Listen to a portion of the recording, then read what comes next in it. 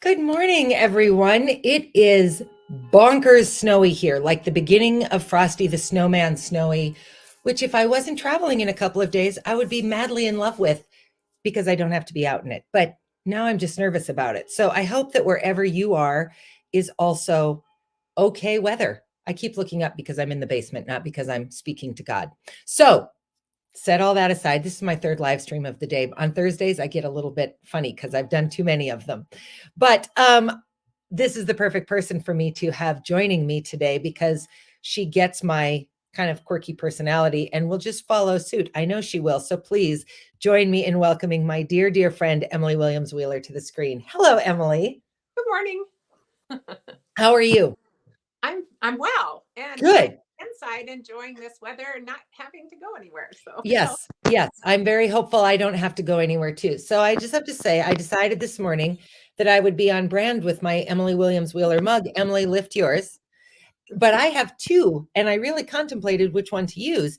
So I'm switching over to this one so that you can see two different kinds. See, it's a little clothesline.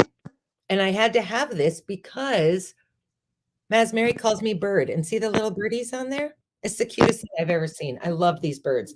So we'll just enjoy Emily's mugs and enjoy Emily through this conversation. Emily, you and I have been friends since our boys were both kindergartners because they're only 2 days apart in age. that's right. I remember very clearly meeting you. You came in to do a Mother's Day project with decoupage and little candle holders, which I still have. And I Oh, was assisting you. And I mean, assisting you, I knew who you were as an artist. And I remember thinking, oh my gosh, I can't really be helping her. I mean, this feels like crazy. So I tried to just be real quiet and keep the children quiet. And then you led them through this lovely project.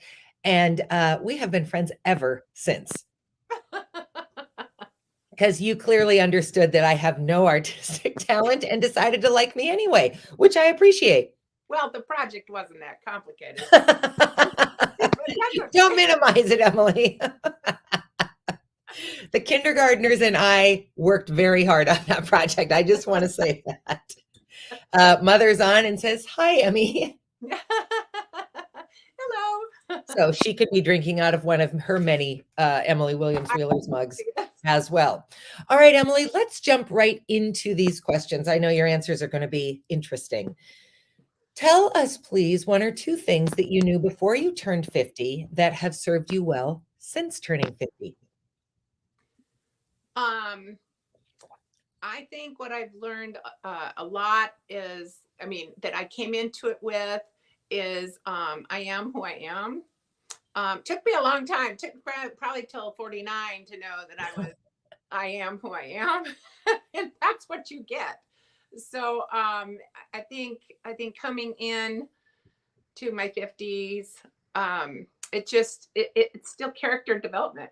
Mhm, mhm. It's continuous character development, which I'm just going to jump right into this part because as an artist on applications there will be grants or projects and they require an emerging artist, so I figure, oh, that's me because I am always emerging, and that's how I want to be as an artist and as a person, constantly evolving and getting better and changing. And so, I think that is part of learning, that coming into it was it's being able to be adaptive. I want to expand on this a little because I'm really fascinated by this idea. Most artists sort of chafe at the word emerging because it implies young, inexperienced, not a lot of reputation behind you, but you have chosen to completely upend that word and not see it as pejorative or a negative, but see it as, of course, I am an emerging artist because I don't know what I'll imagine this afternoon that I've not yet thought of. What's emerging from my creative mind? That's such an amazing way to think of it, Emily. Well, and I think we should always think we're like the butterfly opening the wings. We we just keep opening, getting closer to our full beauty. And I mean, I have to say that to myself. Of course, sounds really good right now. But you do have to kind of reassure yourself that you're still developing. You're still developing. You haven't plateaued. You're going to keep on going. Well, and still developing is a good thing. Yeah. Yeah. It is. Well, it's sort of like if you're not swimming, you're sinking. Exactly. Yeah. Yeah. I love that. I mean, I don't think of the word emerging negatively, but I definitely had a definition for it in my mind. And you have totally persuaded me to think of it in a different way. So thank you for that. I love that. Oh, I had it in my mind exactly as you're saying originally, and was offended by it. And then I thought, what? Wait, let's make the most of this. Yeah. You know, that way, nobody's expecting me to do a certain thing because I'm gonna go into this for the first time or whatever, you know. So that's brilliant. I just do want to point out how amazing this mug matches my sweater. Just in case anyone is thinking about it. I mean, for the record, this one does too. It's quite handy that apparently Emily's color palette is complimentary to me, but this one's really good. Okay. Next question, Emily. What's something you know now that you wish you could go back and tell your younger self, and you can put yourself anywhere on your continuum? That I'm fine as what I am, because I used to, when I shifted from what my career path originally had been, or even what my educational path had been, I would say things like, what do you do? Or someone would ask me, what do you do? And I would say, well, I'm just an artist, you know, and I put just in there, and it'd be like 2 years to drop that because of the confidence thing. And I think what I would say is you build your confidence early. Get your Yeah. like I don't, not much ruffles me now. Even the size of a huge project, it just, I know I can do it. You go step by step, but it's not, whatever you do is valuable. So everything you do, it may be in little pieces valuable to building whatever, you know, you're going toward, but everything you do is valuable, and you need to know that you as a person are valuable. And it's not in words only. I mean, that was what I was hung up on, these titles and these words, and you know, no, I mean, just drop those things and you are what you are. Yeah, luckily you are what you are. I mean, I have to add to that because I was working with some people on a Rediscover Your Spark program the other day, and they were articulating their dreams. And one of the women said, "This sounds silly, but I just want to live," because she's a breast cancer survivor. And I thought only in the Midwest or perhaps Scandinavia would someone say, "This is silly. It's not really a big dream. I just want to live." Um, It's a big it's the only dream, quite frankly. Everything else is frosting because if you're dead, you're not pursuing any of it. And I really got after her as kindly as I could because I said, you can't discount the human drive to be alive. That's not a just. That's the whole game. the whole thing. Yeah. Yeah. And I would say the same of artists. And I'm saying it to myself as well, because as I move into this new phase of my life, I hear myself saying things like, "Oh, I'm just working on this little project, or I'm just doing this little thing." It's not little. And it's only little if I decide to let it be little. And so I get to define it how I want to define it. You're not just an artist. You are an artist. And you get to define that however you want to define it. And other people can try and make you little, but it's not your job to allow that or to invite that. That is, yes, that is so clear. I love Yeah. All right. 2 moments from Bonnie. She says, "You girls should market hair color, not coloring." Color. That's true. This is the natural, real deal for both of us. that. Redheads are, it's not always easy to be a redhead, but it's good in the long run. We're good. And the second thing is she says, "Emily, you know the first time I ever saw you." No, you don't. I do. I was standing at Holland's Landscaping in about 1993 and was so amazed to see the weatherman's wife.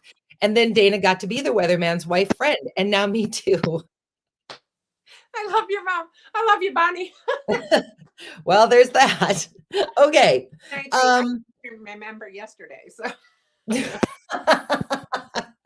Well, I was on with Tanya, a previous guest on this, and my director of operations, and within 1 minute, she'd completely forgotten about something she'd agreed to do.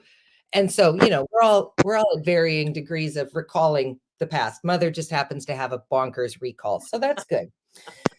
Last question, Emily, and I think this answer will be, well, you know what? Who cares what I think? Let's just ask the question and you can answer it. What have been some of the most joyful aspects of your life since turning 50? you know, I need to always say it's about what I've created. And number one is the relationship, and it's not it's a team relationship that has been amazing and continues to just soar every day is with my husband and this beautiful family we have. Those are first and foremost.